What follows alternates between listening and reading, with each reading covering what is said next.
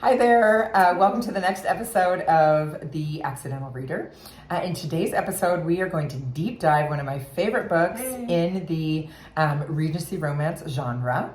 Regency romance genre is defined typically as occurring in the early 1800s, set in or around London, really high society, and all of the activities that the aristocracy attend during the season. So the town has like balls and musicales, and the debutantes are being presented to society. And so it's typically like London, England, that area. Yeah. Okay. Always typically in London. Sometimes they go to the country estates and do other things like that nearby. Vacation homes. Yes, exactly. Okay.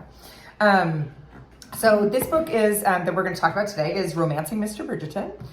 So it is the fourth book in the Bridgerton series. And how many are in the Bridgerton series? There's 8 total, and so this is the fourth, but he's actually the third son, Colin. You should know that because I didn't know that. A, B, and C. Well, so she named all of the 8 kids of the Bridgertons all in alphabetical order. Oh, so all the 8 kids? All the 8 kids, yeah. I don't even know all the 8 kids. Yeah, but that's okay. That's another time. So okay. Anthony, Benedict, Colin, he's the third, but it's actually the fourth book because Daphne is actually the first to get married because women typically get married like 10 years older. Oh yeah, because the guys get to do their own thing. Yeah, the guys kind of sow their wild. Yeah, they're scoundrels for 10 years or so before they actually settle down and get married.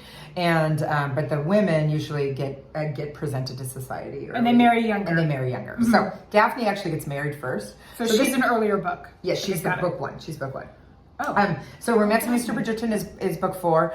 This is the cover of the book that I chose, and it's worth noting because I actually had to order this from the UK, which is a different country from which is a different country because the books at the time, and now there's like multiple different covers for all of her books because they've gained such popularity. But this cover. I had to order it from the UK, why did you do that? It cost twice as much and took twice as long. But I was kind of too embarrassed reading. Like the other ones look so cheesy, and I didn't want people to see me reading them. Cheesy meaning like they're just a little bit more scantily clad. Yeah, I would say Julia Quinns aren't typically like scantily clad, but it just looks like more cheesy. Like I don't know if I have one of them. Like this is one of the Bridgertons. Like it just looks a little cheesier. Not as that one I not couldn't as classy find. as this. I couldn't find this one on the UK version, so I had to buy that one. Okay. In that version, but anyway, so the synopsis of this book and the plot of it is so. And don't get confused if you've watched any of the series. They kind of mix and match some of the plot lines and whatnot, but. This is the book where Colin returns from his grand tour on the continent. So he has spent like the last, because men they all get to do their grand tour, right? So he's gone and explored, the Mediterranean and Greece. It's like a gap year. Yeah, it's like a gap year. It is. It's like a gap year for grown men that don't want to settle down yet. That have lots of money. Yes, it totally is. It totally is. So he returns. He has a newfound interest in Penelope. Penelope has been the one that has like read all of his letters and has always responded to him. And all of a sudden he sees her in a whole new light. And I don't want to. I don't want to give too many spoilers. So please read the book. It's a great romance. I think one of the interesting parts is that Eloise Bridgerton, which is Colin's little sister, is Penelope Featherington's best friend. So that is, I think, one of the plot challenges is like she doesn't want to disclose to Eloise that she's in love and has been really in love with her brother like all of her life. Oh, okay. And because of course Eloise sees him as like the annoying older brother. Of course. Anyway, but of course, Colin sees her in a new light.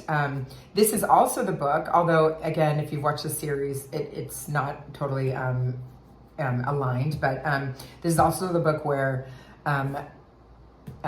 Lady Whistledown is disclosed. And again, I don't want to do too many spoiler alerts, but that is a major plot line of this book, and Colin and Penelope discovering that together. So that's a major plot twist in this book as well. But in the end, she's pined over him like her whole life. Pined, that's a good word, right? It's a good Regency word.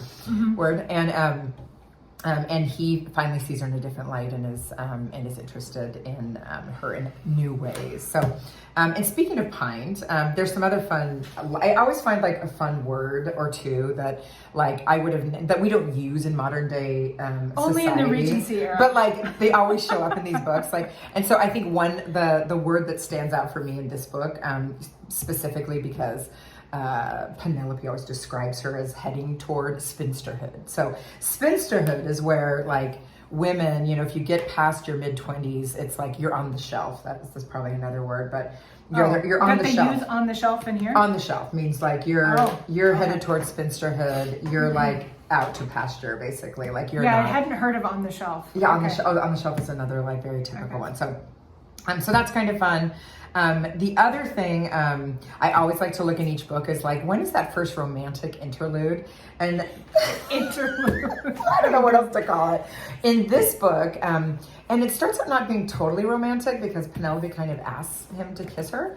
Wow. And, Is that common in this era? No, but I think she realizes that she's headed towards spinsterhood and she doesn't want to. She's like, I'm going out. She doesn't want to go there without being at least kissed, and she thinks, you know, she's just going to go for the gusto. She's like doing it, yeah. So, but everything changes for Colin once they have this first kiss. And typical in Julia Quinn fashion, I will say, like 90% of her books, at least in the size of print that I read them in, the first kiss happens like in or about page 150. And this one happens on page 154. We literally looked at I just double checked 154. So first kiss happens at 154. It's one of the longest books that she wrote too. So like there's a whole lot of romance happening between 154 and the end. So that's fun. And speaking of romance, speaking of romance, one of the other fun things I like to think about, or I like to giggle at when I'm reading the book is, you know, they always use different words for like the male organ, the penis.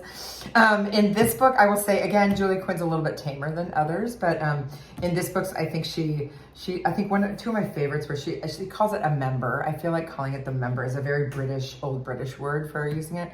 So she calls it a member, but I loved also, what did she say? Heated, just a second, I'm gonna look that up. It was proof of his desire.